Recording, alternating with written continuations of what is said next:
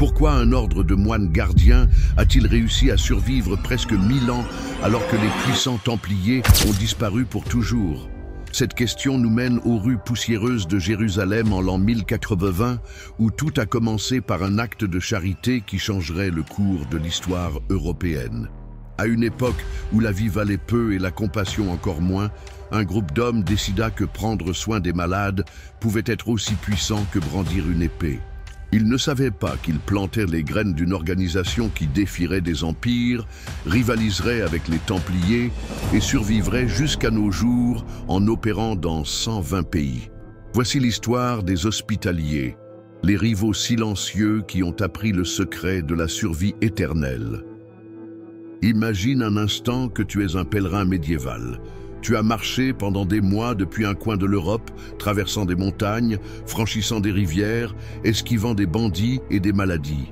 Tes économies de toute une vie ont été dépensées pour arriver à Jérusalem, la ville la plus sacrée du monde chrétien. Mais maintenant, lorsque tu aperçois enfin les murs dorés de la ville sainte, ton corps s'effondre. Une fièvre mystérieuse te consume, tes forces s'évanouissent et tu réalises une terrible vérité. Tu peux mourir au lieu le plus sacré du monde, mais mourir seul, abandonné, sans personne pour s'inquiéter de toi. C'est précisément à ce moment de désespoir qu'apparaît une figure enveloppée dans un habit noir avec une croix blanche à 8 pointes. Il te soulève avec soin, te porte dans ses bras vers un bâtiment modeste près de l'église du Saint-Sépulcre et te dépose sur un lit propre. Il ne te demande pas ton nom, ta nationalité, ni même ta religion. Il commence simplement à prendre soin de toi. Cet homme est l'un des frères de l'hôpital de Saint-Jean. Et tu viens de vivre le moment fondateur de ce qui deviendrait l'une des organisations les plus puissantes et durables de l'histoire humaine. Le responsable de cette révolution silencieuse s'appelait Blessed Gerard, bien que son nom complet reste enveloppé dans le mystère des siècles. Ce n'était ni un noble avec des aspirations politiques, ni un guerrier cherchant la gloire militaire.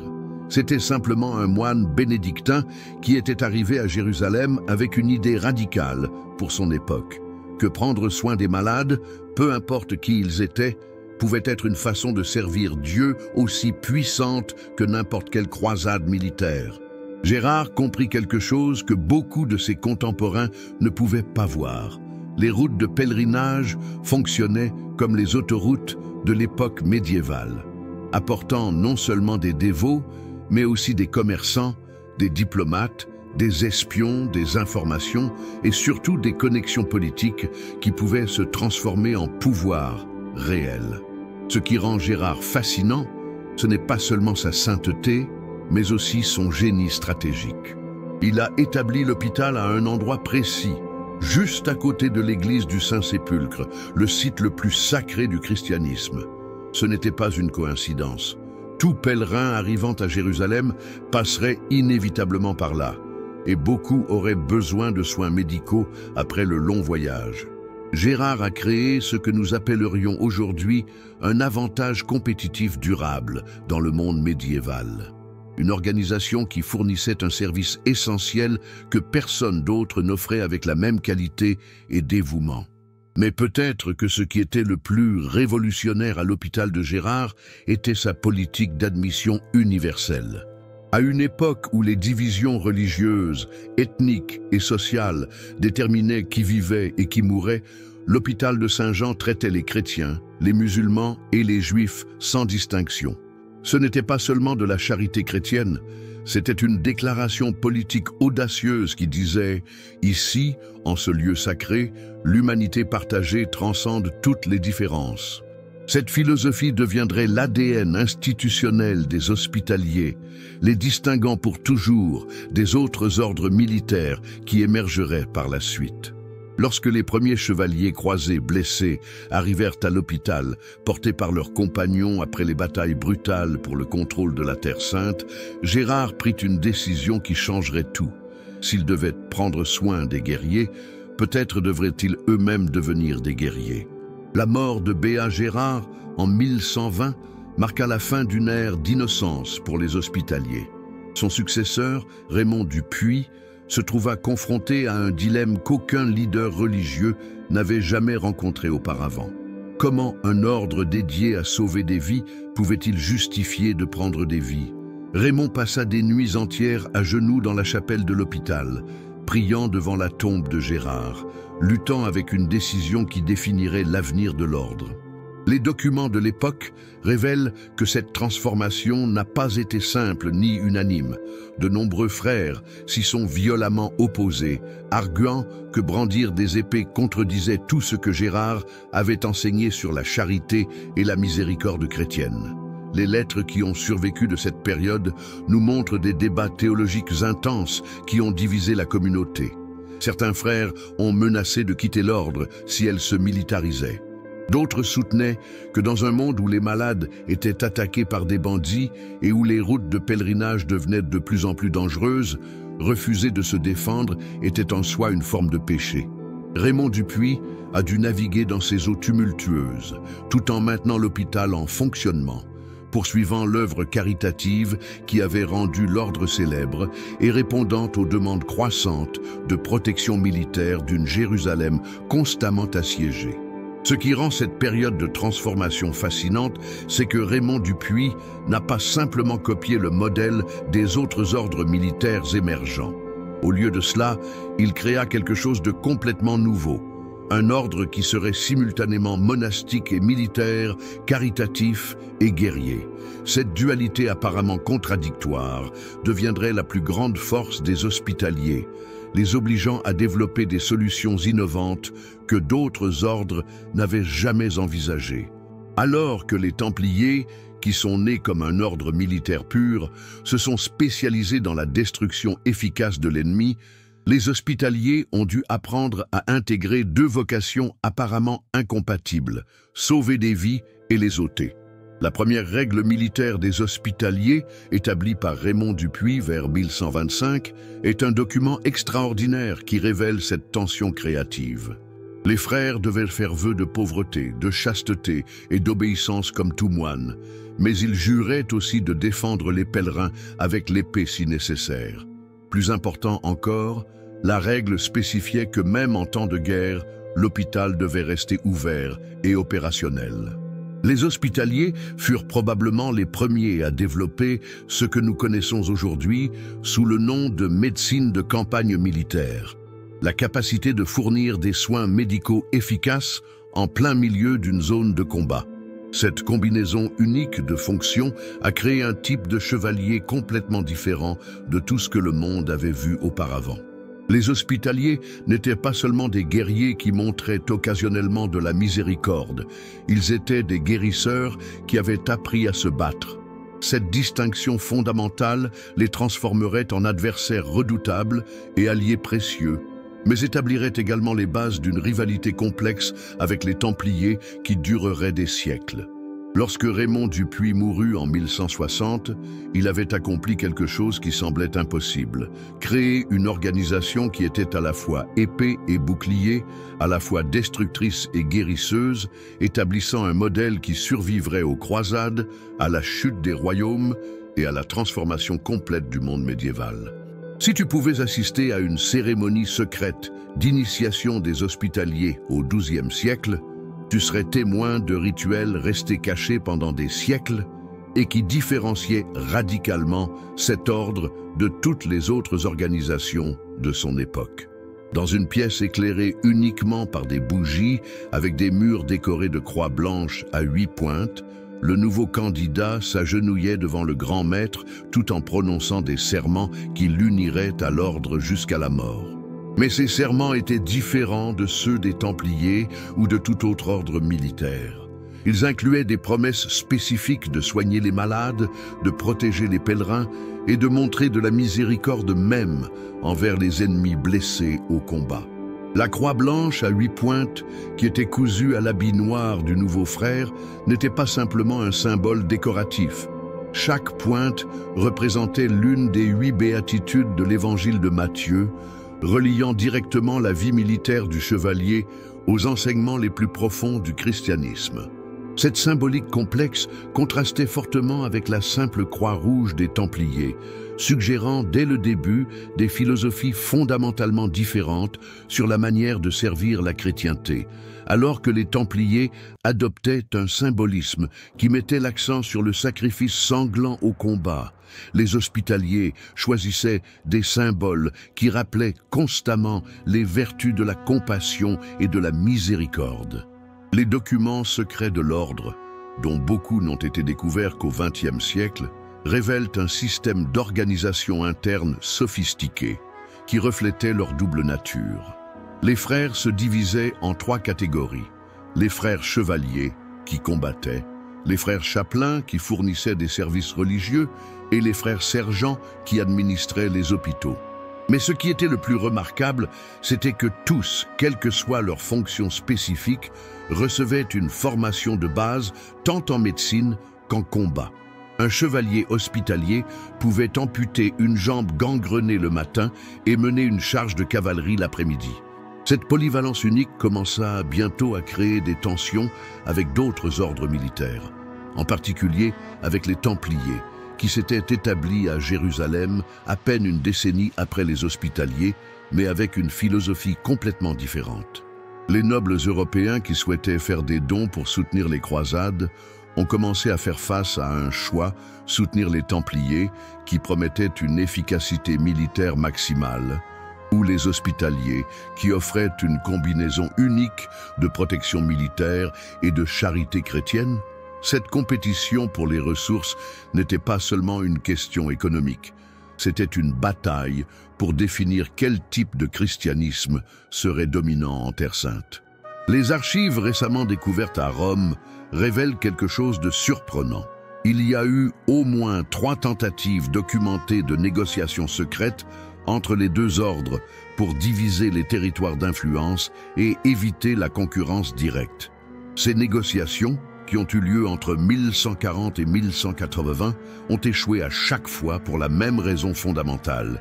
Les 2 ordres avaient des visions irréconciliables sur le but de la présence chrétienne en Terre Sainte. Les Templiers considéraient leur mission comme temporaire et militaire, expulser les musulmans et établir des États chrétiens permanents. Les Hospitaliers ont progressivement développé une vision plus complexe. Créer une présence chrétienne qui puisse coexister avec les populations locales à travers la démonstration pratique des valeurs chrétiennes de charité et de miséricorde. Cette différence philosophique fondamentale se manifesterait dans des conflits politiques, une compétition économique et occasionnellement dans des affrontements militaires directs qui définiraient l'histoire des croisades et établiraient des schémas de rivalité qui perdureraient longtemps après la chute de Jérusalem. L'année 1185 marqua l'un des moments les plus dramatiques de l'histoire des croisades et le point où la rivalité entre Hospitaliers et Templiers se transforma en une crise politique menaçant la survie même du royaume de Jérusalem. Le jeune roi Baudouin IV, connu sous le nom de roi lépreux, gisait mourant dans son palais, son corps consumé par une maladie qui avait transformé le brillant guerrier en une figure tragique enveloppée de bandages. La question de sa succession avait divisé toute la noblesse de Terre Sainte. Mais ce qui rendait cette crise particulièrement explosive, c'était que les 2 ordres militaires les plus puissants du royaume soutenaient des candidats différents, transformant une dispute dynastique en une confrontation idéologique qui révélerait les différences fondamentales entre leurs philosophies.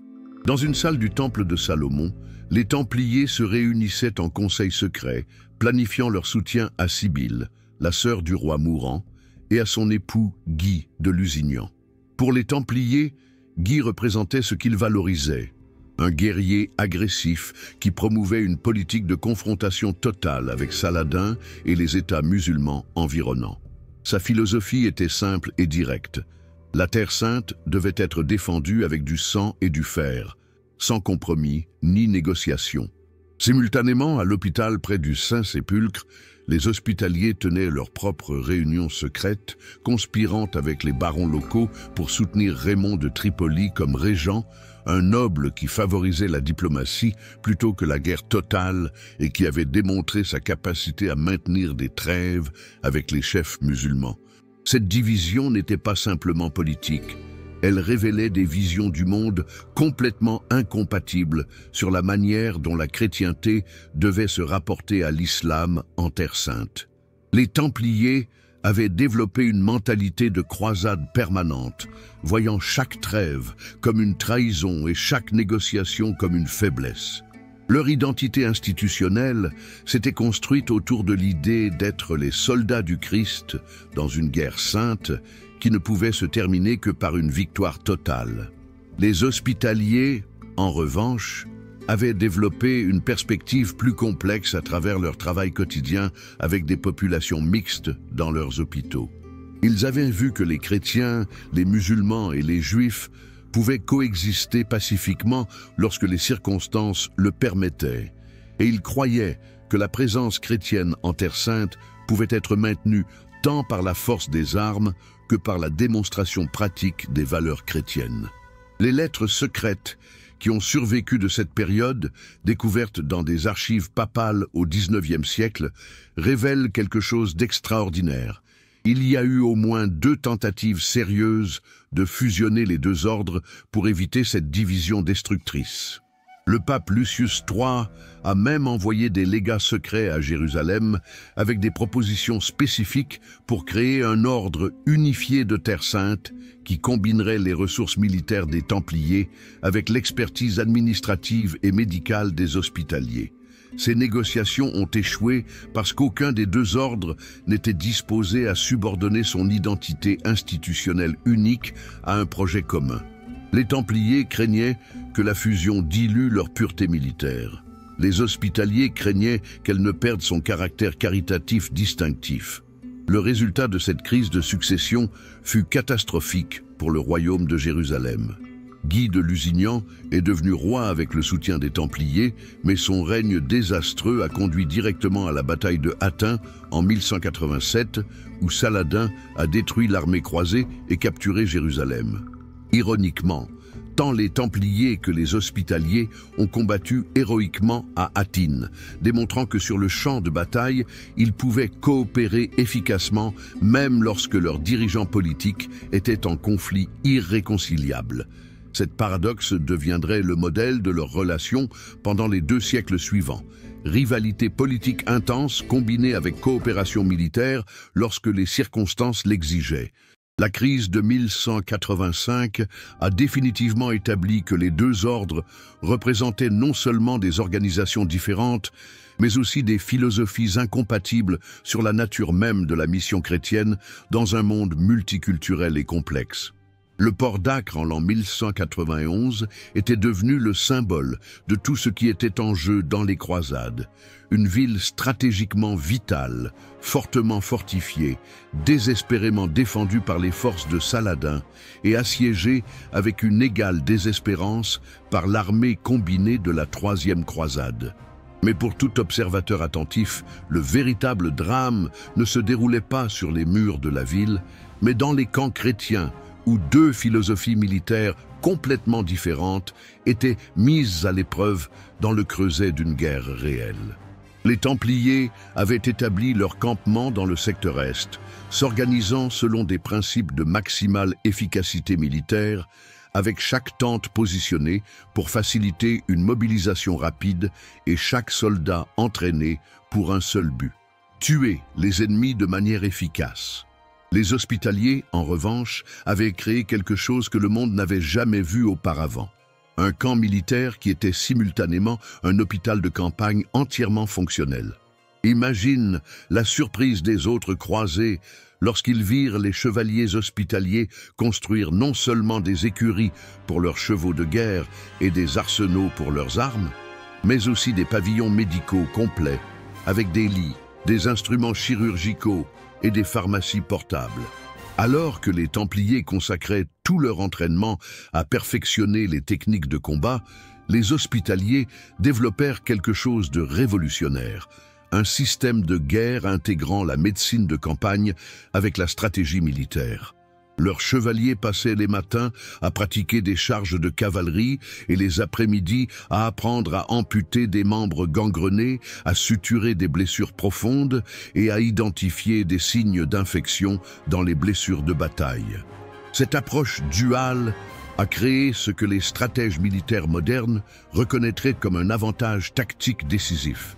Lorsque les forces chrétiennes lançaient des attaques contre les murs d'Acre, les Templiers pouvaient maintenir une pression militaire maximale pendant de courtes périodes intenses, mais lorsque leurs chevaliers étaient blessés, ils restaient hors de combat jusqu'à ce qu'ils guérissent ou meurent.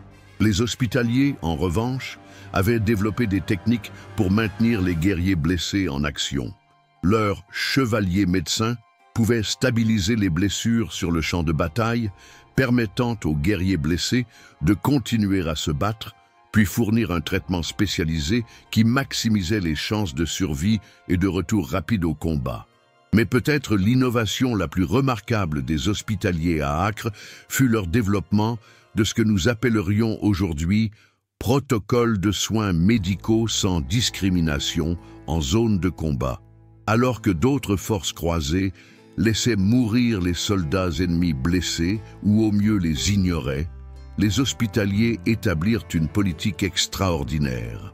Ils traiteraient tout guerrier blessé, chrétien ou musulman, qui serait amené à leurs installations médicales.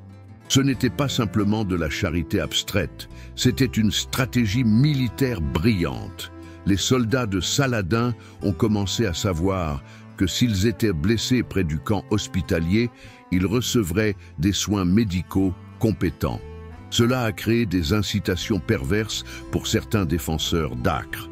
Au lieu de se battre jusqu'à la mort, certains ont commencé à se rendre spécifiquement aux Hospitaliers lorsqu'ils étaient gravement blessés. L'histoire documentée qui illustre le mieux cette philosophie duale implique un chevalier hospitalier nommé frère Gérard de Ridefort, à ne pas confondre avec le grand maître templier du même nom, qui, lors d'une attaque des murs d'Acre, sauva la vie d'un templier gravement blessé en appliquant un garrot improvisé qui a arrêté une hémorragie massive dans la cuisse du guerrier. Cet après-midi-là, lors du conseil de guerre des chefs croisés, Gérard de Ridefort a plaidé avec passion contre la proposition templière d'exécuter des prisonniers musulmans, provoquant une confrontation verbale intense avec le même templier dont il avait sauvé la vie ce matin-là. Cet incident, préservé dans les chroniques de plusieurs témoins oculaires, encapsule parfaitement le paradoxe central de la relation entre les deux ordres. Coopération militaire parfaite, combinée avec des différences philosophiques irréconciliables sur la nature même de la guerre et la miséricorde chrétienne dans un monde violent. Comment une organisation peut-elle non seulement survivre, mais prospérer, lorsqu'elle perd tout ce qui définit son identité? Cette question nous mène au cœur de l'un des chapitres les plus extraordinaires de l'histoire des Hospitaliers. Lorsque ces maîtres de l'adaptation ont affronté le défi qui a détruit tant d'autres ordres médiévaux, la perte totale de leur raison d'être originale.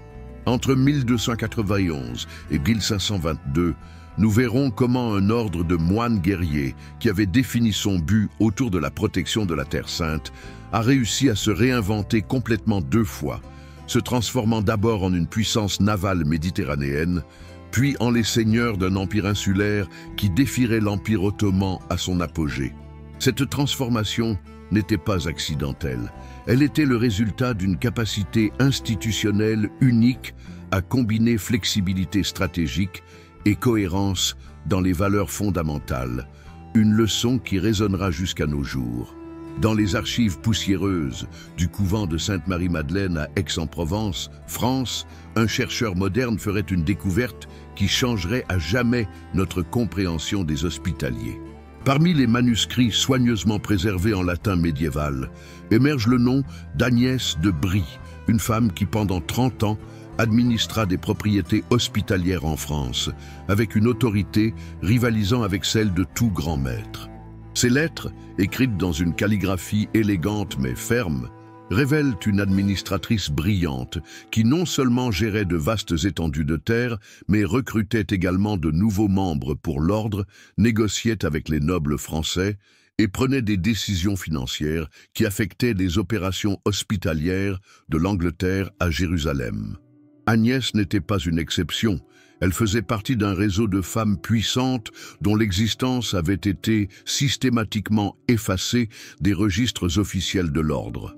L'histoire traditionnelle des ordres militaires nous a fait croire que celles-ci étaient des organisations exclusivement masculines, où les femmes apparaissaient seulement comme bénéficiaires passives de charité ou comme nobles faisant des dons occasionnels. Mais les documents récemment découverts brossent un tableau complètement différent des hospitaliers. L'ordre avait développé dès ses débuts une structure parallèle de sœurs qui fonctionnait comme une branche féminine semi-autonome, avec ses propres propriétés, ses propres sources de revenus et sa propre hiérarchie d'autorité. Ces femmes ne se contentaient pas d'administrer des couvents et des hôpitaux. Elles possédaient également des terres, commandaient des ressources financières significatives et exerçaient une réelle influence politique dans les cours européennes où elles avaient des connexions familiales. Ce qui rend cette dimension féminine particulièrement fascinante, c'est comment elle différenciait fondamentalement les hospitaliers des ordres purement masculins, comme les Templiers. Alors que les Templiers développaient une culture institutionnelle, valorisant exclusivement des vertus considérées comme masculines, agression militaire, hiérarchie rigide, secret absolu, les hospitaliers créaient quelque chose de plus complexe et nuancé. La présence féminine a introduit des perspectives différentes sur l'administration, la diplomatie et les relations communautaires, qui sont devenues des avantages concurrentiels cruciaux. Les sœurs hospitalières étaient particulièrement habiles dans ce que nous appellerions aujourd'hui le soft power, la capacité d'influencer à travers des relations personnelles, la persuasion et la construction de réseaux sociaux complexes. Agnès de Brie, par exemple, n'administrait pas seulement des propriétés, elle agissait également comme une sorte d'ambassadrice informelle de l'ordre à la cour française. Ces lettres révèlent qu'elle entretenait une correspondance régulière avec des nobles français, les informant des activités hospitalières en Terre Sainte et sollicitant leur soutien pour de nouvelles croisades. Mais plus important encore, elle et d'autres sœurs comme elle fournissaient à l'ordre quelque chose que les Templiers n'avaient jamais eu: l'accès à des réseaux sociaux féminins qui reliaient des familles nobles à travers toute l'Europe. Ces connexions deviendraient des ressources inestimables lorsque les hospitaliers auraient besoin de soutien politique pendant leur période de crise et de transformation.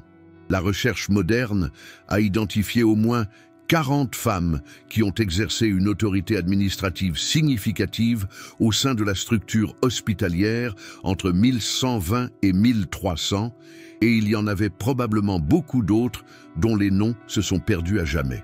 Ces femmes n'étaient pas simplement des administratrices compétentes, elles étaient des innovatrices organisationnelles qui ont développé de nouvelles méthodes pour gérer les ressources, de nouvelles approches en matière de soins de santé et de nouvelles stratégies pour maintenir la loyauté institutionnelle à travers les générations.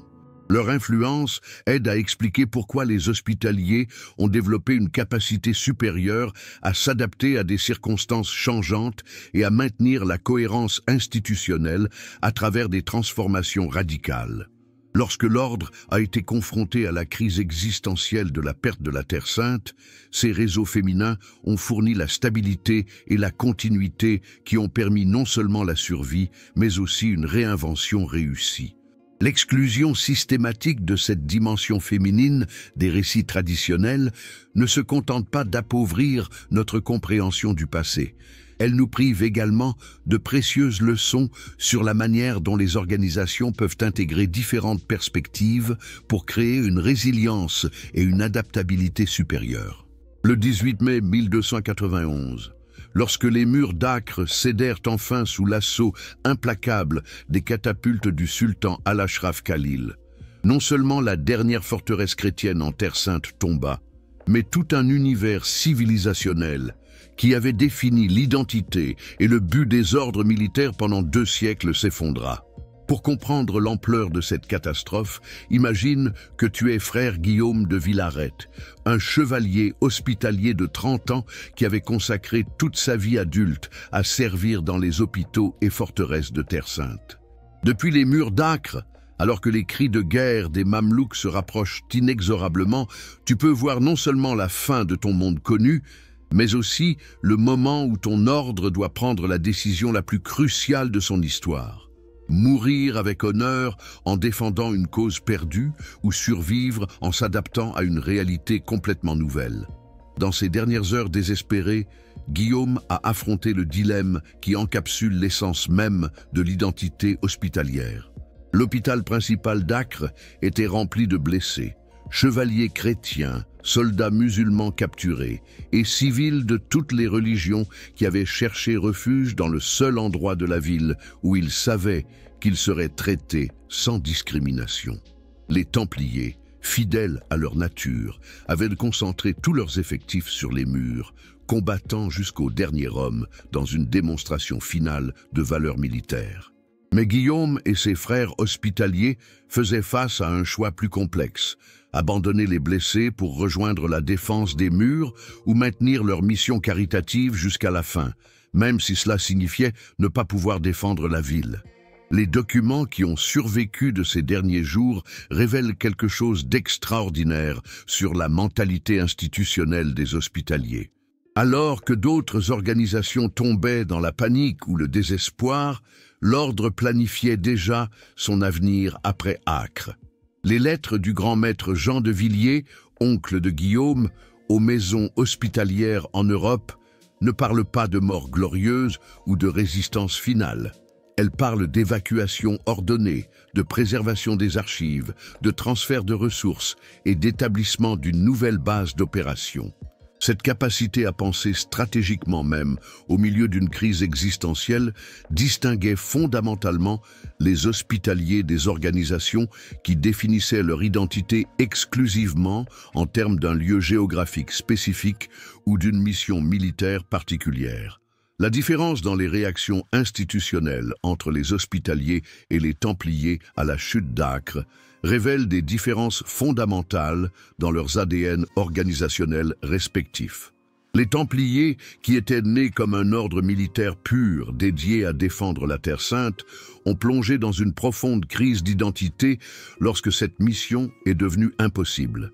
Sans Terre Sainte à défendre, qu'est-ce qui justifiait leur existence? Les hospitaliers, en revanche, avaient toujours maintenu leur identité duale.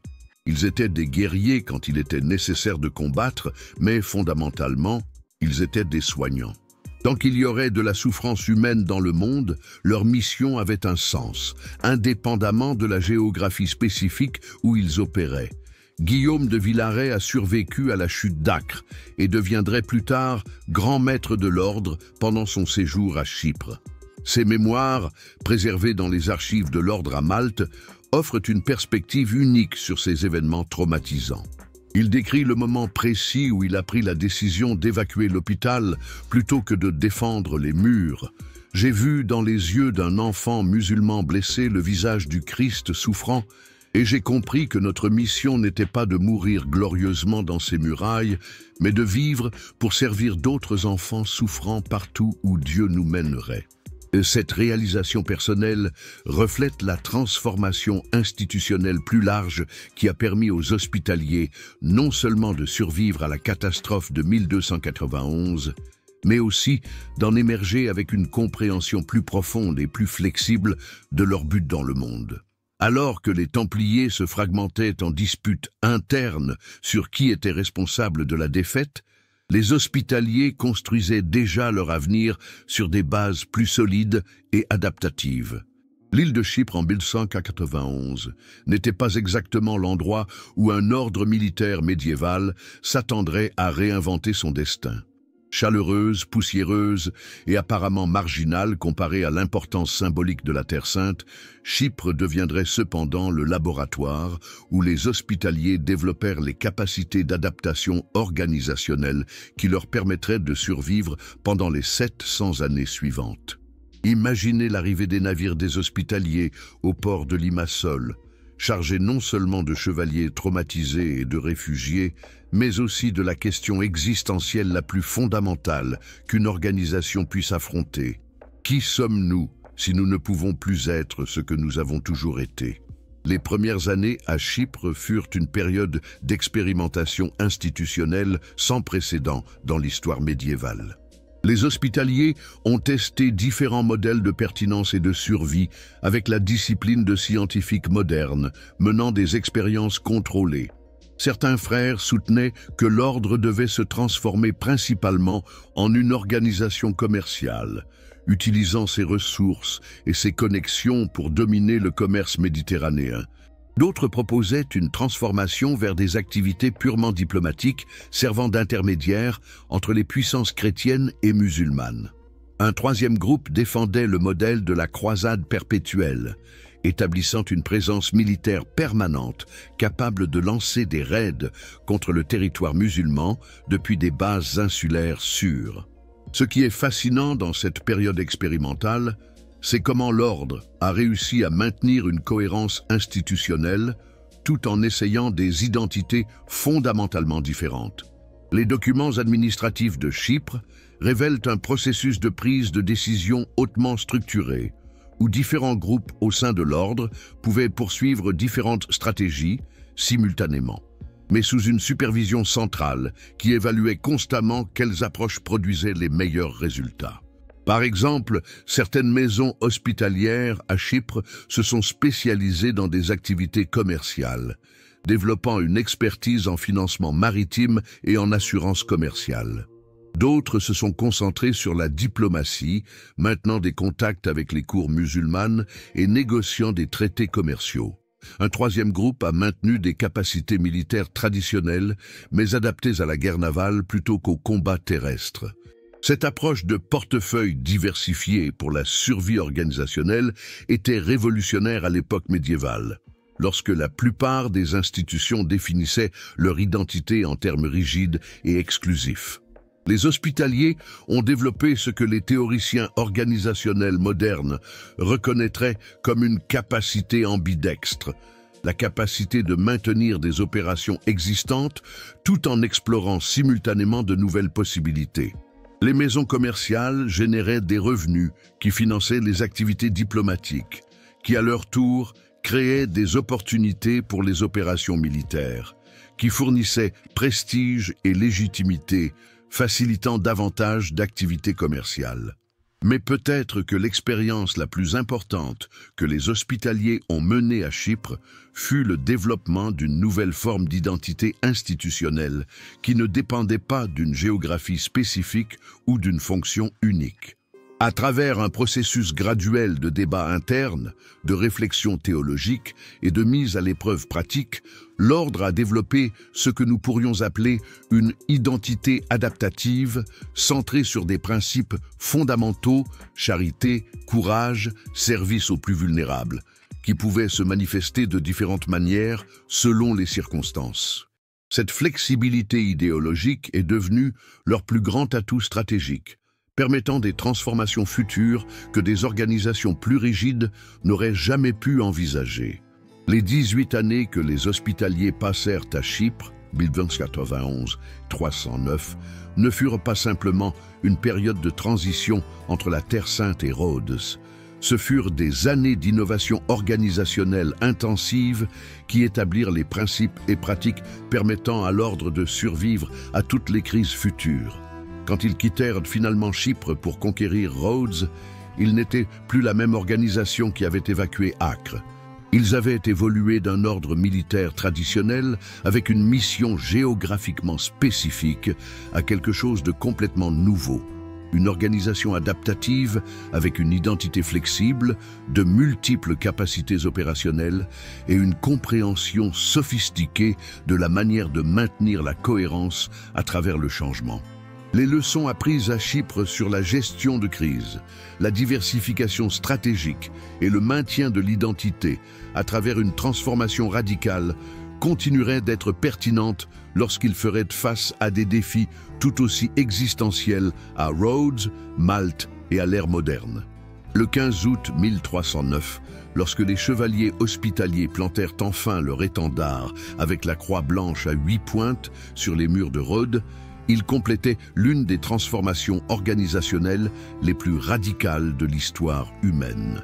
En moins de 2 décennies, un ordre de moines guerriers terrestres s'était réinventé en une puissance navale méditerranéenne, capable de conquérir et de maintenir une île fortement fortifiée contre l'opposition de Byzance, des républiques maritimes italiennes et des tribus turques locales. Mais la véritable ampleur de cette transformation ne se mesure que lorsque nous comprenons qu'ils n'ont pas seulement changé leur emplacement géographique ou leur technique militaire. Ils ont fondamentalement créé une nouvelle forme de pouvoir médiéval qui combinait suprématie navale, diplomatie commerciale et autorité territoriale souveraine. Imagine la perspective de Foulques de Villaret, le grand maître qui a dirigé la conquête de Rhodes, alors qu'il observe depuis le pont de sa galère amirale la flotte hospitalière se déployer en formation de bataille dans le port de Rhodes.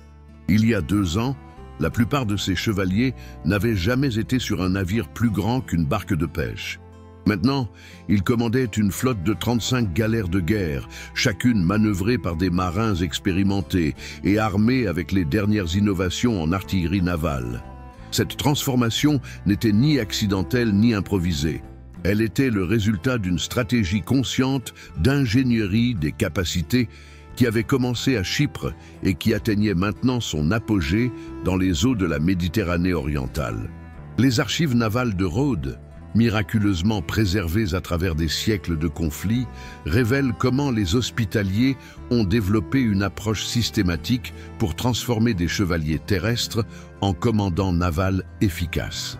Ils ont établi des écoles nautiques où de jeunes chevaliers apprenaient la navigation, la météorologie marine et les tactiques de combat naval aux côtés de leurs études traditionnelles de théologie et de médecine. Ils ont recruté des marins expérimentés de Venise, de Gênes et de Catalogne, leur offrant non seulement des salaires compétitifs, mais aussi l'opportunité de rejoindre une organisation à but moral élevé.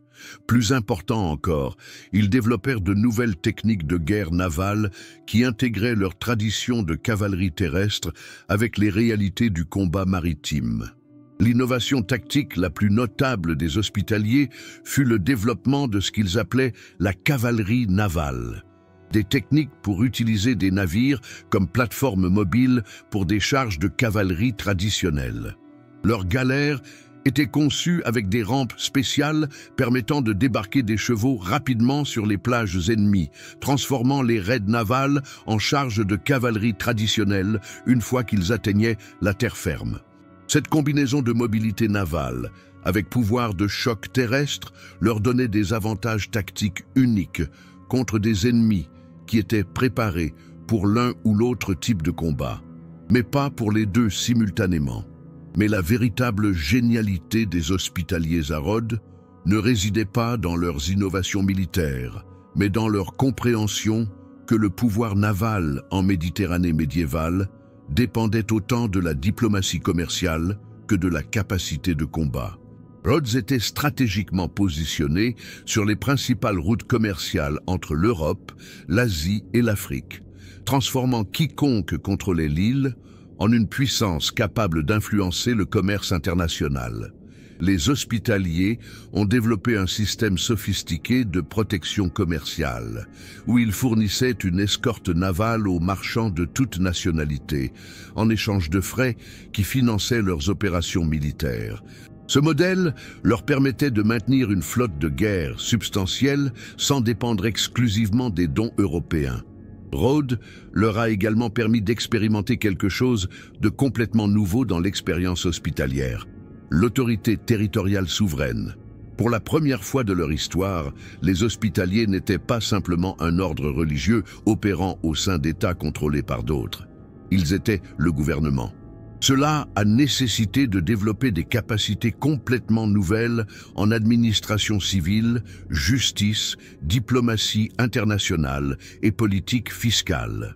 Les documents administratifs de Rhodes montrent comment ils ont adapté leur tradition monastique aux exigences de gouverner une société complexe qui incluait des Grecs orthodoxes, des catholiques latins, des juifs et des musulmans. Leur expérience préalable de fournir des soins médicaux sans discrimination religieuse s'est étendue à une philosophie de gouvernance qui mettait l'accent sur la justice impartiale et la tolérance religieuse pratique.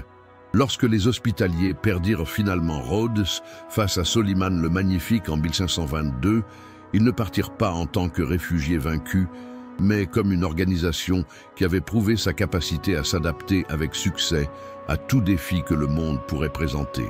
Quel est le véritable secret de l'immortalité institutionnelle? Cette question finale nous guide vers le chapitre le plus extraordinaire de la saga hospitalière. Sa transformation de seigneur d'un empire insulaire médiéval en une organisation humanitaire mondiale qui opère discrètement dans 120 pays au XXIe siècle. Entre 1530 et 2024, nous assisterons à non pas une, mais 3 réinventions complètes qui défient toute logique sur le cycle de vie organisationnel. Nous verrons comment ils ont résisté au siège le plus célèbre de l'histoire militaire, construit l'une des plus belles villes de la Méditerranée, sont devenus des corsaires saints, ont survécu à Napoléon, ont traversé 2 guerres mondiales, et finalement ont émergé comme une force humanitaire mondiale dont l'influence transcende les frontières et les gouvernements. Cette transformation finale révèle le secret ultime des Hospitaliers, leur compréhension profonde que la véritable permanence ne vient pas de résister au changement, mais d'embrasser l'évolution continue tout en restant fidèle à des principes fondamentaux qui transcendent toute époque spécifique.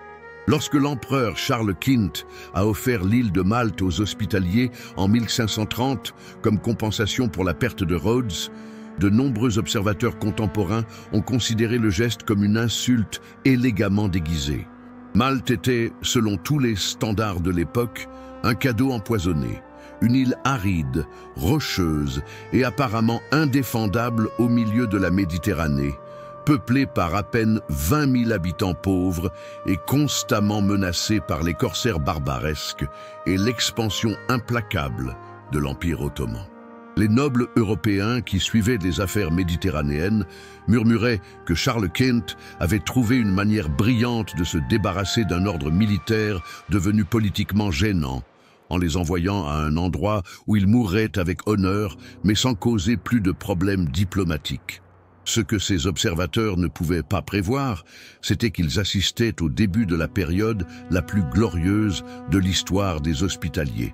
Pour comprendre l'ampleur du défi auquel ils faisaient face, imaginez la perspective de Philippe Villiers de l'île Adam, le grand maître qui avait dirigé l'évacuation de Rhodes et qui contemplait maintenant les côtes désolées de Malte depuis le pont de sa galère. Après 2 siècles à commander une île prospère avec de magnifiques ports naturels, des villes fortifiées et une économie florissante, il devait maintenant construire un nouveau foyer sur ce qui était essentiellement un rocher géant entouré d'eau. Malte n'avait pas de forêt pour construire des navires, à peine de l'eau douce pour soutenir une grande population, et ses ports naturels étaient inadéquats pour une flotte de guerre moderne. Pire encore, l'île était stratégiquement positionnée exactement au point où le pouvoir ottoman en expansion entrerait inévitablement en collision avec la résistance chrétienne européenne. Mais l'isle Adam et ses successeurs possédèrent quelque chose qui transformait les apparents désavantages en opportunités stratégiques. 2 siècles d'expérience dans la transformation des limitations géographiques en avantages tactiques. À Rhodes, ils avaient appris qu'une position apparemment vulnérable pouvait se transformer en une forteresse imprenable si l'on combinait ingénierie militaire avancée, détermination absolue et planification méticuleuse.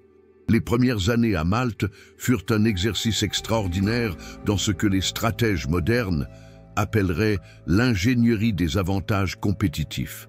Prendre des ressources limitées et créer, à partir de celles-ci, des capacités qu'aucun ennemi ne pourrait égaler ou neutraliser facilement.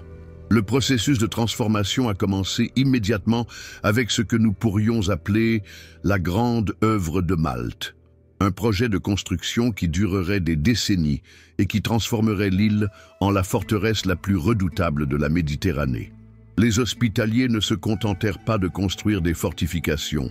Ils redessinèrent fondamentalement la géographie de Malte, créant des ports artificiels, des systèmes d'irrigation souterrains et un réseau de fortifications interconnectées qui transformait toute l'île en une machine de guerre défensive. Ils ont importé de la terre fertile de Sicile pour créer des jardins capables de nourrir la population pendant des sièges prolongés. Ils ont creusé des citernes massives dans la roche solide pour stocker suffisamment d'eau de pluie afin de résister à des années de sécheresse ou de blocus naval.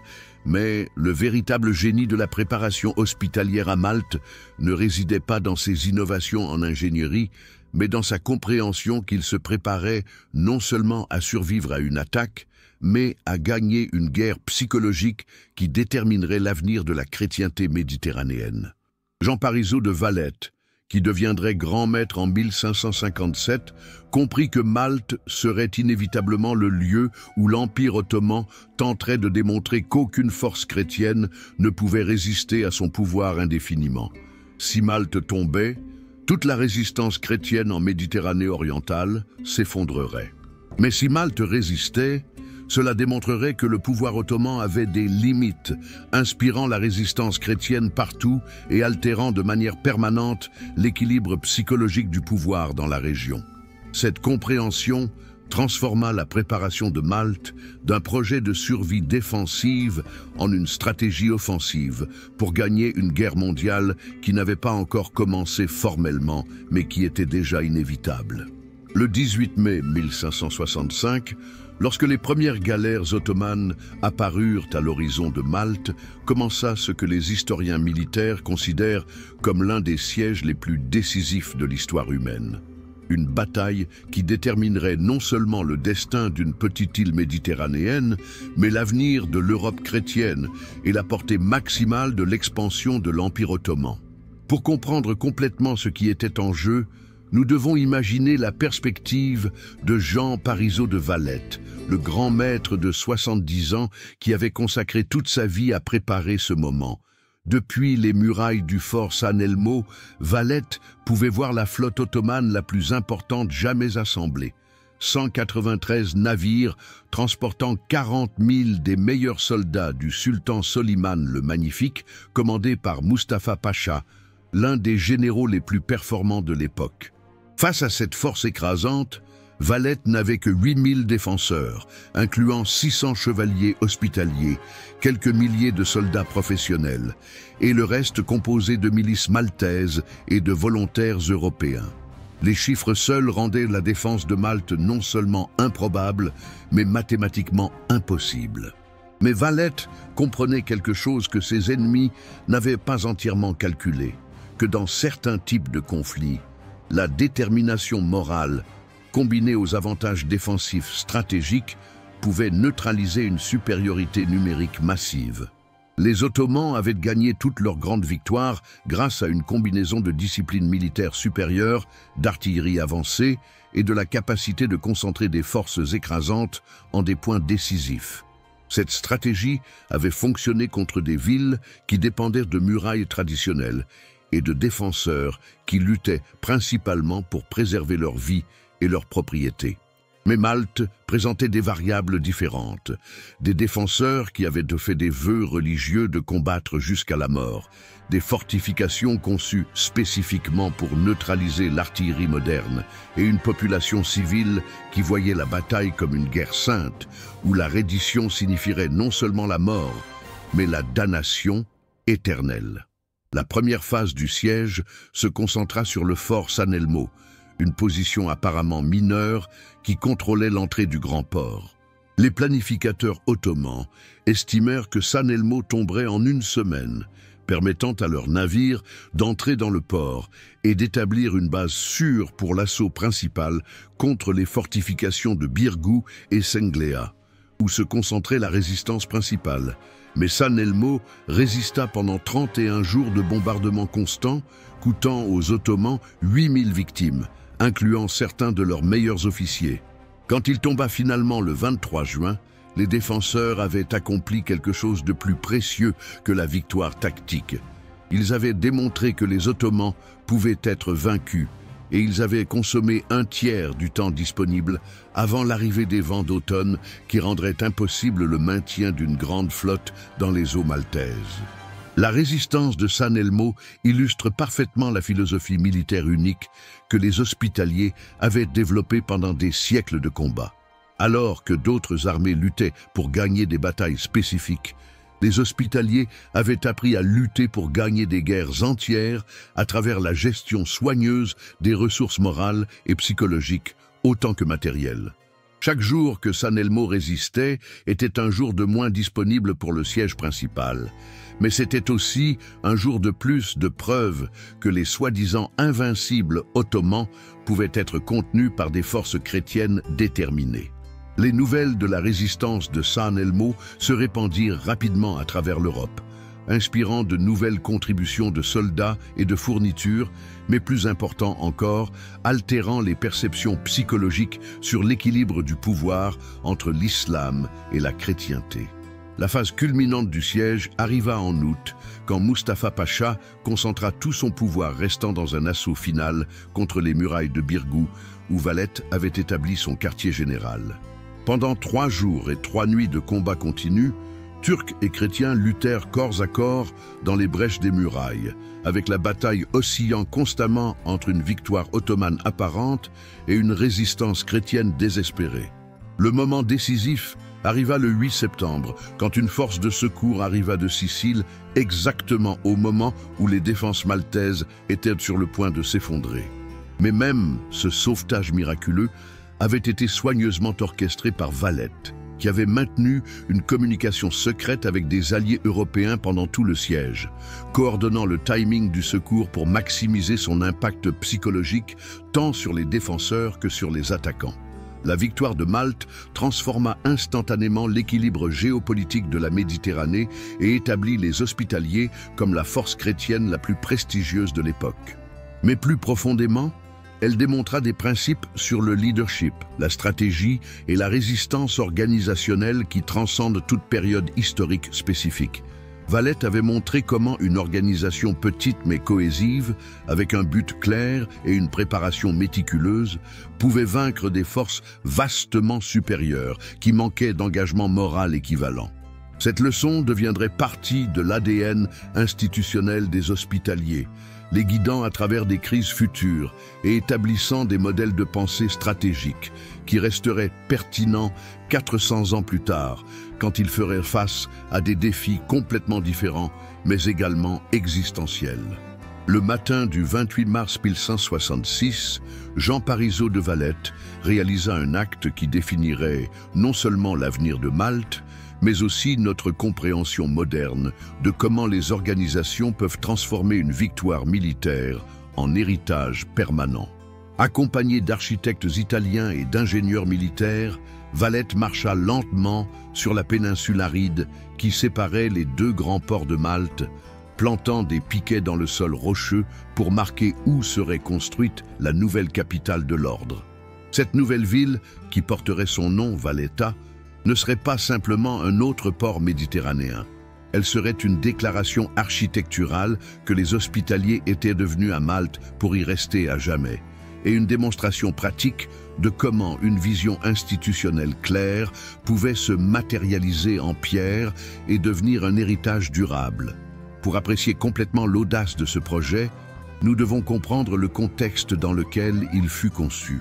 Malte venait juste de survivre au siège le plus brutal de son histoire. L'île était couverte de ruines et de débris de guerre. La population avait été décimée et les finances de l'ordre étaient épuisées par le coût de la défense. Tout leader prudent aurait concentré les ressources sur la réparation des dommages existants et la préparation des défenses pour de futures attaques. Mais Valette possédait quelque chose de plus précieux que la prudence, une compréhension visionnaire que les victoires militaires sont temporaires, à moins qu'elles ne soient transformées en réalité permanente, qui change fondamentalement les conditions qui rendirent nécessaire la lutte originale. Valletta fut conçue dès le début comme quelque chose de plus qu'une ville.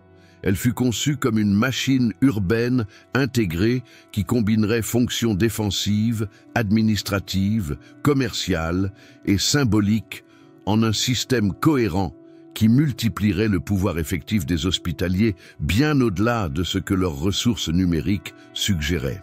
Les plans originaux, préservés dans les archives de l'ordre, révèlent une sophistication dans la planification urbaine qui n'avait pas de précédent en Europe.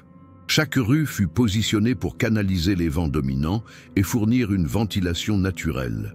Chaque bâtiment fut conçu pour servir multiples fonctions.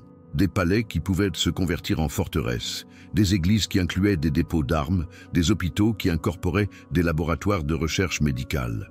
Mais le véritable génie de Valletta n'était pas dans ses innovations techniques, mais dans sa fonction comme instrument de propagande architecturale qui communiquait des messages spécifiques à différents publics. Pour les visiteurs chrétiens européens, Valletta démontrait que la chrétienté méditerranéenne non seulement avait survécu aux défis ottomans, mais avait prospéré et s'était étendue.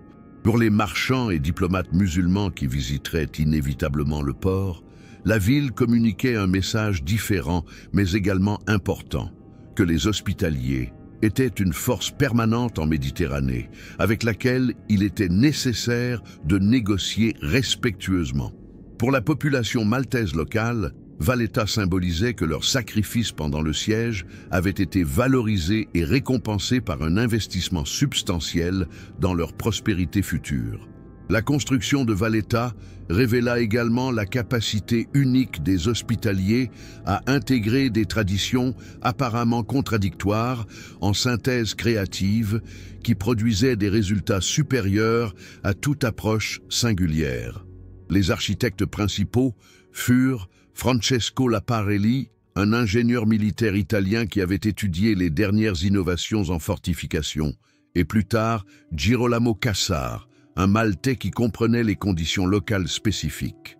Mais la vision unificatrice vint des hospitaliers eux-mêmes, qui insistèrent que la ville devait être simultanément une forteresse militaire moderne, un centre commercial prospère, un symbole religieux inspirant et un hôpital urbain qui pourrait servir toute la population de la Méditerranée centrale. Les hôpitaux intégrés dans le design de Valletta représentèrent la culmination de 3 siècles d'innovation hospitalière en médecine et administration sanitaire. L'hôpital de la Sacra Infermeria, complété en 1574, était l'institution médicale la plus avancée d'Europe, avec une capacité pour 500 patients, des salles d'opération spécialisées, des bibliothèques médicales et des laboratoires de recherche pharmaceutique. Mais plus important encore, l'hôpital incarnait en architecture la philosophie fondamentale qui avait distingué les hospitaliers depuis leurs origines à Jérusalem. Que soigner les malades sans distinction de religion ou de nationalité n'était pas simplement de la charité chrétienne, mais une forme de pouvoir politique qui créait des loyautés qu'aucune force militaire ne pouvait égaler. Quand Valletta fut formellement inaugurée en 1571, elle avait accompli quelque chose qui semblait impossible, transformer une île qui avait été au bord de la destruction en le centre du pouvoir chrétien méditerranéen.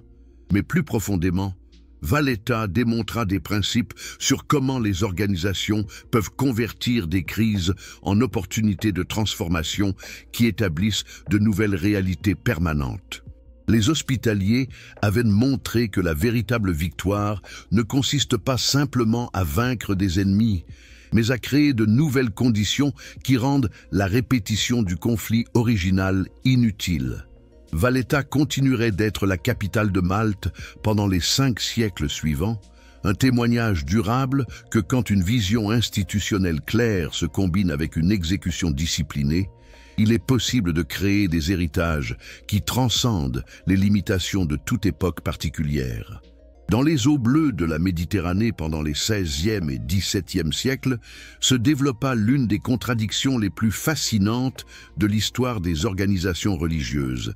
Des chevaliers qui avaient fait des vœux monastiques d'humilité et de charité devinrent les corsaires les plus redoutés et efficaces de leur époque, attaquant des navires musulmans au nom de la foi chrétienne, tout en accumulant des richesses qui financeraient Malte et maintiendraient l'indépendance politique de l'ordre pendant plus de 2 siècles.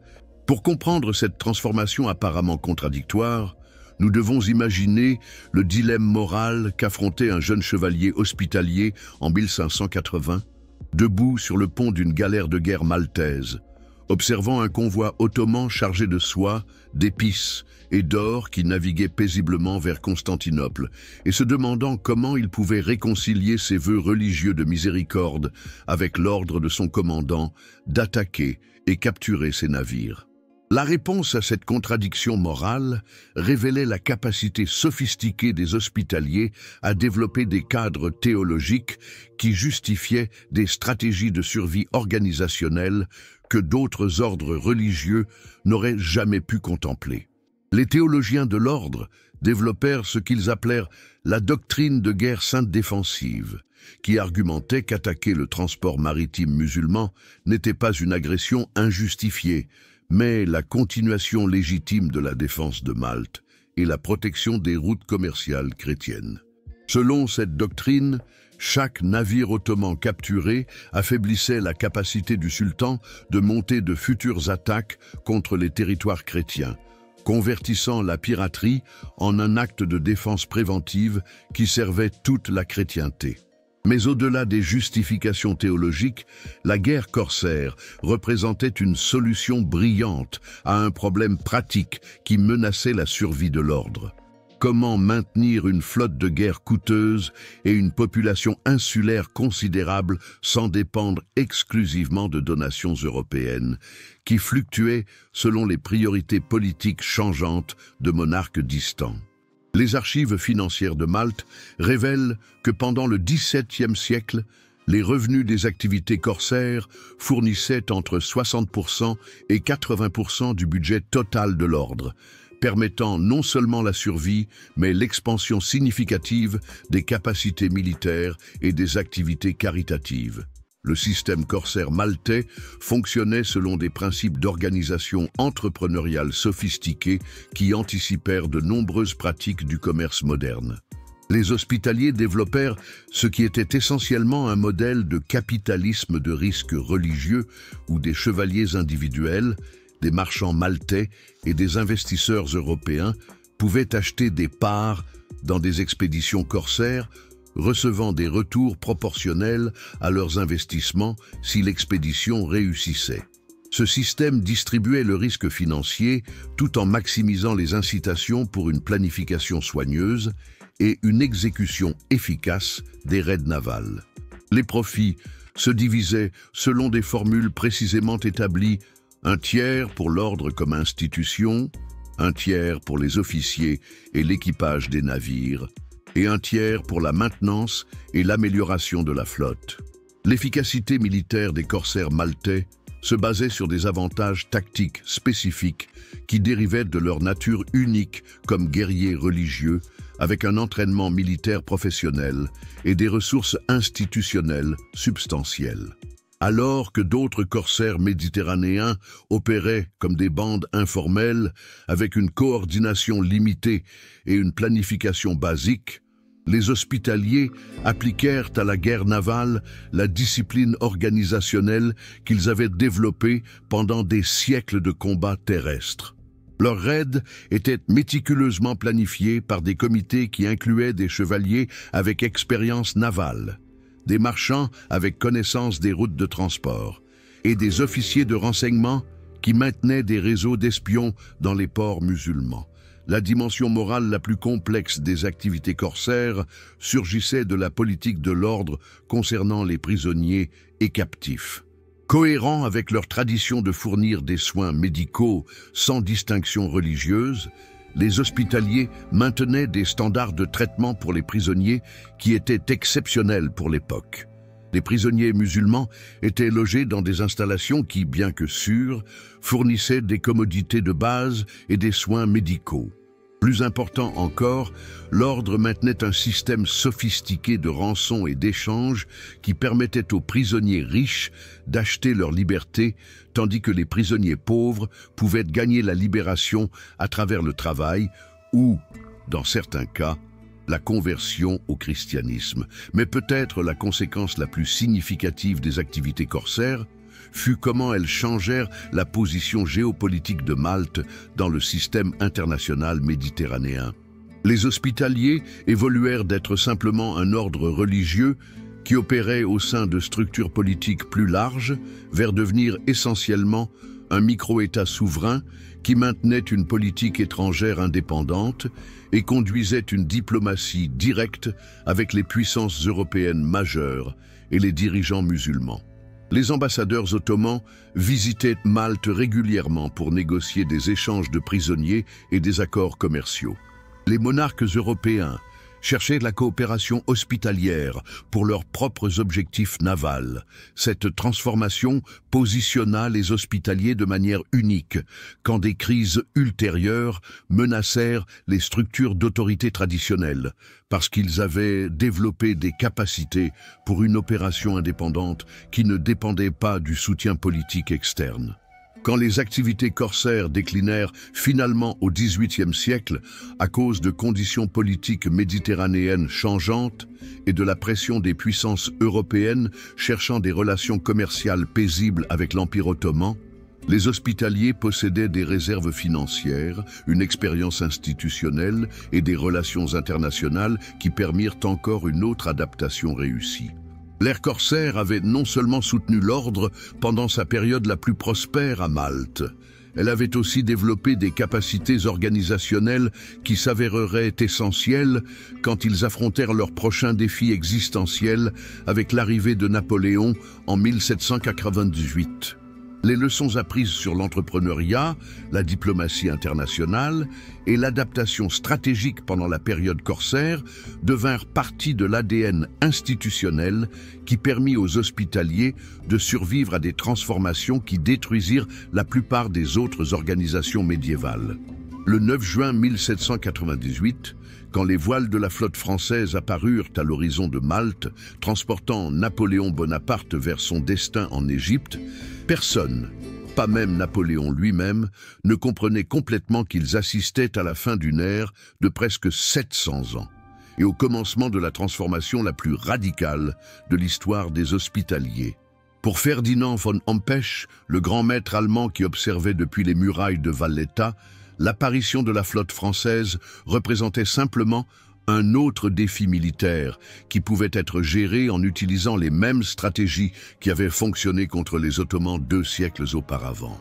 Mais Napoléon n'était pas Soliman le Magnifique, et la Révolution française avait changé fondamentalement les règles du pouvoir politique de manière que les hospitaliers mirent des décennies à comprendre complètement la différence cruciale entre le siège ottoman de 1565 et l'invasion française de 1798 n'était pas dans les capacités militaires, mais dans la nature même du conflit.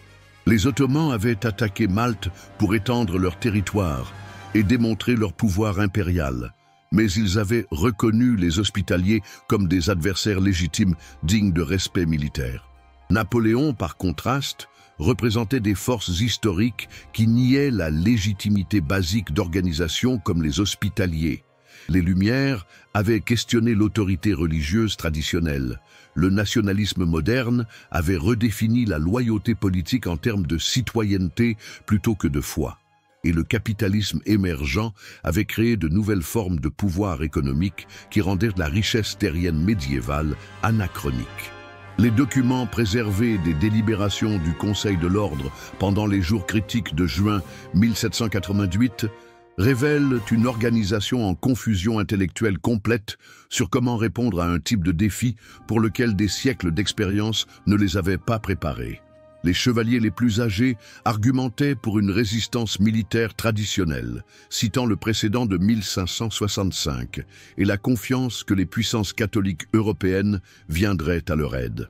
Les jeunes chevaliers, plus familiers avec les développements politiques en France révolutionnaire, comprenaient que la résistance pouvait résulter en destruction complète de l'ordre et argumentaient pour la négociation. Homme-Pêche lui-même oscillait entre ces positions, paralysé par la conscience que toute décision pouvait s'avérer fatale pour une institution qui avait survécu à presque tous les types de crises imaginables. La décision finale de rendre Malte presque sans combattre fut ultimement pragmatique plutôt qu'héroïque, mais reflétait une sophistication institutionnelle concernant la survie à long terme qui distinguait les hospitaliers des organisations qui choisissaient de la destruction glorieuse sur la transformation adaptative. Homme-Pêche et le cercle intérieur des grands officiers âgés réalisèrent que bien qu'ils puissent probablement résister avec succès à l'attaque immédiate de Napoléon, la victoire temporelle ne ferait que retarder l'affrontement inévitable avec des forces qui menaçaient fondamentalement l'existence des institutions religieuses médiévales à travers l'Europe. En négociant la reddition, ils préservèrent non seulement des vies, mais aussi des actifs institutionnels et des revendications légales qui pourraient éventuellement permettre la récupération si les circonstances internationales changeaient.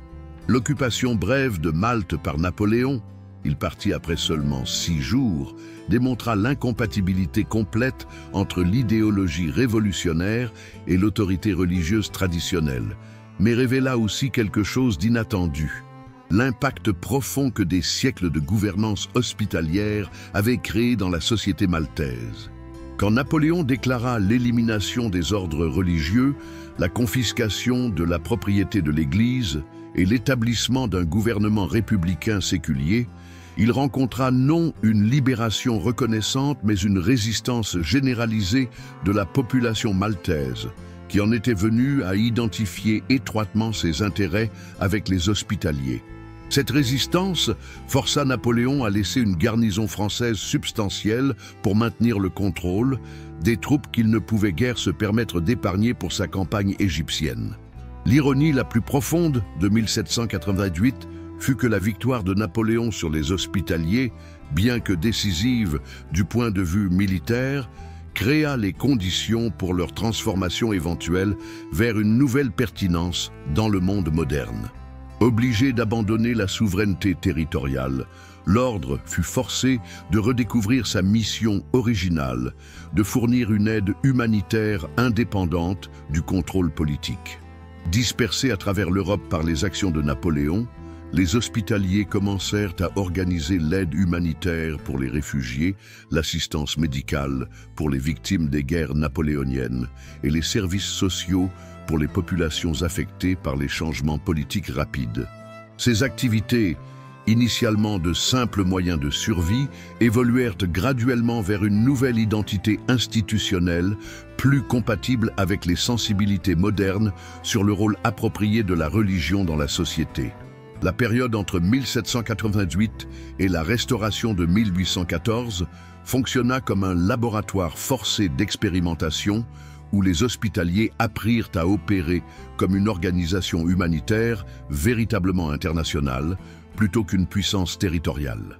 Cette transformation requit le développement de nouvelles habiletés en diplomatie internationale, la collecte de fonds de donateurs privés au lieu de la richesse territoriale et la coopération avec des autorités séculières qui pouvaient sympathiser avec les objectifs humanitaires, même quand elles se méfiaient des institutions religieuses. Quand l'ordre reçut finalement la reconnaissance papale pour sa continuité en 1834 et établit un nouveau siège à Rome, il s'était transformé en quelque chose de fondamentalement différent de ce qu'il avait été à Malte. Une ONG moderne, avant la lettre, capable de fournir des services humanitaires sophistiqués tout en opérant au sein du système émergent des États-nations, plutôt qu'en compétition avec lui. La rencontre avec Napoléon enseigna aux hospitaliers peut-être leur leçon la plus importante sur la survie institutionnelle, que les organisations véritablement permanentes doivent être capables non seulement de s'adapter aux circonstances changeantes, mais aussi d'anticiper les changements fondamentaux dans le contexte qui définissent la légitimité et la pertinence sociale. En apprenant à dériver l'autorité de leurs compétences démontrées pour traiter la souffrance humaine, plutôt que de s'appuyer sur le contrôle territorial ou les privilèges traditionnels, les hospitaliers se positionnèrent pour rester pertinents face à toute transformation future qui pourrait survenir dans les structures politiques, sociales et économiques. Cette leçon s'avérerait inestimable en affrontant les défis ultérieurs des deux guerres mondiales, la décolonisation et la mondialisation, qui testeraient leur capacité à continuer d'évoluer dans des directions que personne en 1798 n'aurait pu anticiper. Dans un bureau modeste de Rome, sur la Via dei Condotti, à quelques pâtés de maisons du Vatican, opère discrètement le centre de commandement de l'un des réseaux humanitaires les plus étendus et sophistiqués du monde moderne. Ici, au Palazzo di Malta, l'ordre souverain militaire de Malte coordonne des opérations dans 120 pays, gère un budget annuel de millions d'euros et maintient des relations diplomatiques avec 110 nations. Tout cela en préservant une continuité institutionnelle qui remonte à presque 900 ans. Pour comprendre pleinement la nature extraordinaire de cette réalisation, nous devons reconnaître que nous assistons à quelque chose d'unique dans l'expérience humaine. Une organisation qui a navigué avec succès toutes les transformations majeures de la civilisation occidentale, maintenant non seulement son identité essentielle, mais aussi sa pertinence pratique pour aborder les défis contemporains. L'invisibilité des opérations hospitalières contemporaines est délibérée et stratégique, reflétant les leçons apprises pendant des siècles de survie dans des environnements où la visibilité pourrait attirer l'attention non désirée d'ennemis puissants. Mais cette discrétion reflète aussi une compréhension profonde que, dans le monde moderne, la véritable influence provient de la compétence démontrée, plutôt que de la reconnaissance publique. Au Soudan du Sud, les équipes médicales de l'ordre opèrent des camps de réfugiés qui fournissent des soins médicaux à des milliers de personnes déplacées, travaillant en collaboration avec les agences des Nations Unies, mais maintenant une capacité indépendante pour une réponse rapide quand la situation politique devient instable. Au Liban, les hôpitaux sponsorisés par l'ordre servent des patients de toutes les communautés religieuses, continuant la tradition de soins médicaux non discriminatoires qui commença à Jérusalem il y a presque 1000 ans. À l'échelle mondiale, les activités contemporaines de l'ordre révèlent une organisation qui a évolué bien au-delà de ses origines médiévales, préservant les principes fondamentaux qui expliquent sa longévité extraordinaire. En Allemagne, les instituts de recherche sponsorisés par l'ordre poussent le travail de pointe en médecine régénérative et biotechnologie. En Asie, les équipes de secours, en cas de catastrophe de l'ordre, se spécialisent dans la fourniture de réponses médicales immédiates aux désastres naturels, combinant l'expérience ancestrale en logistique sous pression avec la technologie moderne et les systèmes de communication. En Afrique, les programmes éducatifs sponsorisés par l'ordre se concentrent particulièrement sur la formation du personnel de santé local, reconnaissant que le développement durable requiert le renforcement de la capacité locale plutôt que la création de dépendance à l'aide externe. Mais peut-être l'aspect le plus remarquable des opérations contemporaines de l'ordre est son statut légal et diplomatique unique, qui permet des activités internationales impossibles pour d'autres organisations humanitaires. Comme entité souveraine reconnue par le droit international, l'Ordre de Malte peut négocier directement avec les gouvernements, signer des traités et émettre des passeports diplomatiques. Cette condition permet aux représentants de l'ordre d'opérer dans des zones de conflit où d'autres ONG ne peuvent pas le faire, fournissant une assistance humanitaire dans des situations où les canaux diplomatiques traditionnels ont échoué. Pendant la guerre civile syrienne, les équipes médicales de l'ordre opérèrent dans des zones contrôlées par différentes factions, maintenant la neutralité grâce aux précédents historiques et l'immunité diplomatique dérivée de siècles d'expérience dans des situations politiques complexes. La structure de leadership actuelle de l'ordre reflète une intégration sophistiquée de l'autorité religieuse traditionnelle avec l'expertise en gestion moderne. L'actuel prince et grand maître, Fred John Dunlap, n'est pas seulement une figure religieuse, mais aussi un exécutif avec des décennies d'expérience en affaires internationales et administration humanitaire. Le Conseil souverain inclut des membres avec expertise en droit international, finance globale, médecine d'urgence et économie du développement. Cette combinaison d'autorité spirituelle et d'expérience pratique permet une prise de décision à la fois basée sur des principes et pragmatiques. Maintenant, l'intégrité institutionnelle, tout en répondant efficacement aux défis contemporains qui requièrent des solutions pratiques immédiates.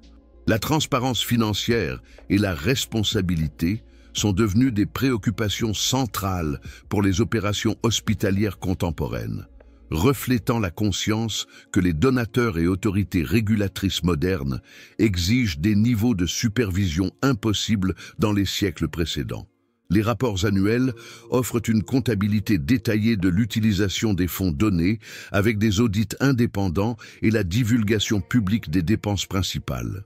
Cette transparence va au-delà des exigences légales et inclut l'engagement philosophique d'assurer que les activités contemporaines restent fidèles aux principes fondamentaux de servir ceux qui en ont le plus besoin, indépendamment de leur capacité à fournir une compensation.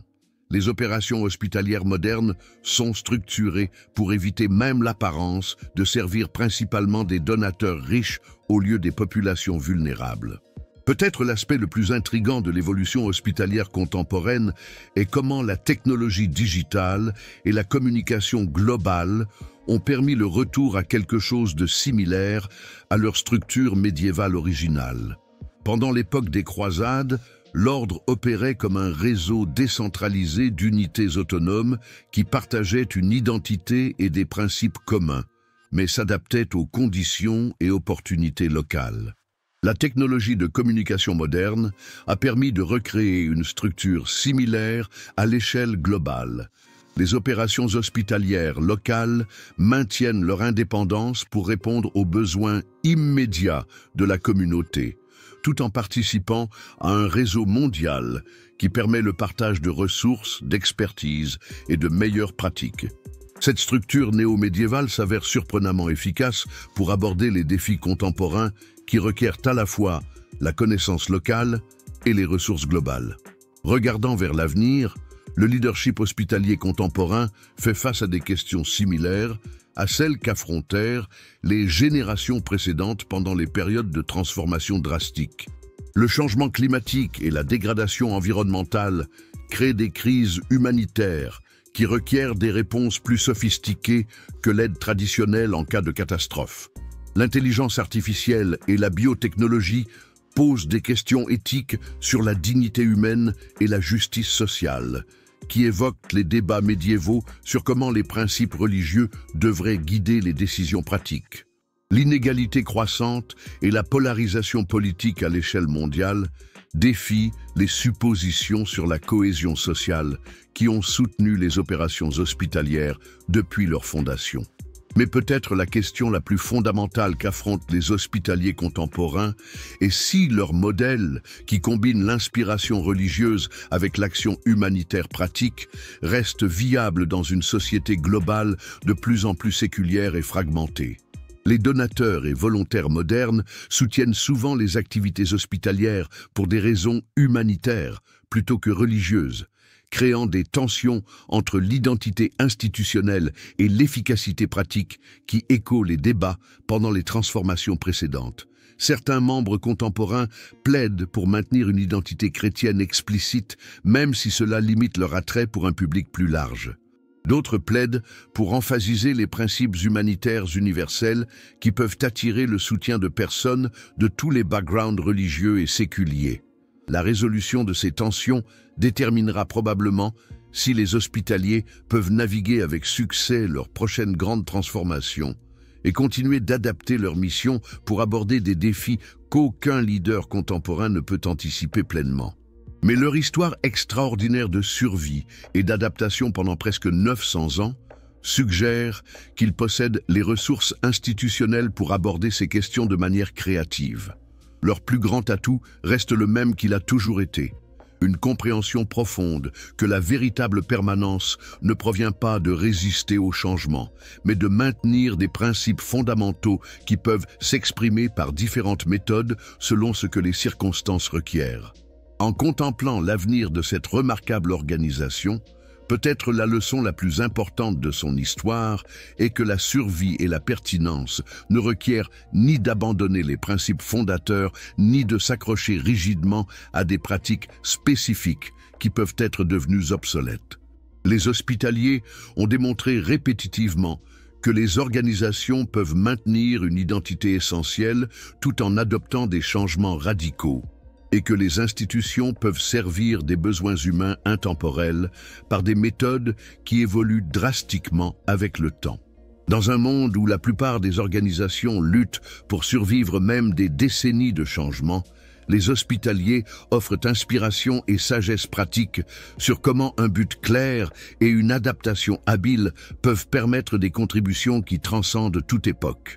L'histoire des hospitaliers nous enseigne ultimement que le véritable succès organisationnel ne se mesure pas en termes de pouvoir accumulé ou de territoire contrôlé, mais en capacité démontrée de servir les besoins humains qui persistent à travers toutes les transformations historiques. Depuis leur début modeste comme hôpital pour pèlerins dans la Jérusalem médiévale, jusqu'à leur statut actuel comme réseau humanitaire global opérant discrètement dans 120 pays, les hospitaliers ont démontré que, avec une vision claire, une préparation soigneuse et la volonté d'évoluer tout en maintenant les principes fondamentaux, même les organisations petites peuvent faire des contributions qui perdurent après les empires et influencent le cours de l'histoire humaine vers le mieux. Leur héritage suggère que le secret de l'immortalité institutionnelle peut être assez simple: rester utile à l'humanité, peu importe comment change drastiquement le monde qui nous entoure.